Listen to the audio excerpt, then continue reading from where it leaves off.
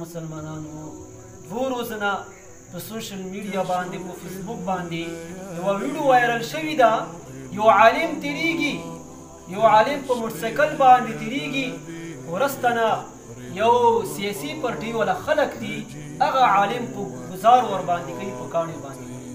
عزتمند مسلمانانو دغه بده خبره نه دي دا علما کرام په خپل کاړو باندې ولي علما کرام ته مونږ کنسلي ولي کوو علما کرام ته مونږ ردي بدي ولي وایو علما کرام خو تاسو نه هېڅ هم نه غواړي علما کرام خو تاسو ته دین خبرې کوي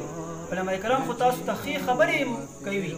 علما کرامو سره چا هم سره رد بد ویلي دي الله جل جلاله په دې دنیا کې تباه او برباد ذلیل او شرمنده کړی عزتمندو مسلمانانو هغه عالم پګړۍ والي ده ښې طریقې سره سنت حبیب صلی الله علیه وسلم مخ باندې دي کسان لګې شي هغه په کاڼو باندې ولي او بیا ور باندې خاندي هم روایتو کې راځي نبی کریم صلی الله علیه وسلم فرمایي زما امت باندې به داسې یوه زمانه راشي چې په هغه په زمانه کې به علما کرامو خلک مخالفت شروع کړي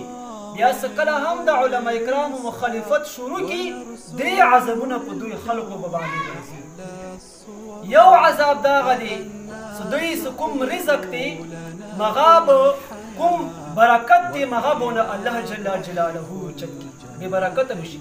دا به ډېر زیات کاروبار کوي دوی به مال و دولت هم ډېر زیات وي خو په کاروبار په مال کې به برکت نه وي ولې دا علماو پسې خبرې کوي دویم عذاب دا هغه دی عزتمندو مسلمانانو چې د دې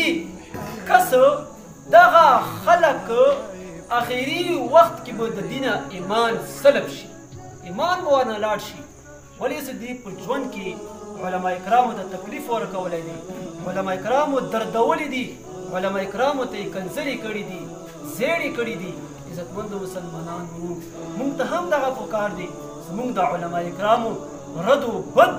ځان ونه موږ وساتو دریم عذاب دغه دی چې په دو خلقو باندې یو ظالم بادشاه په دوی باندې مسلط شي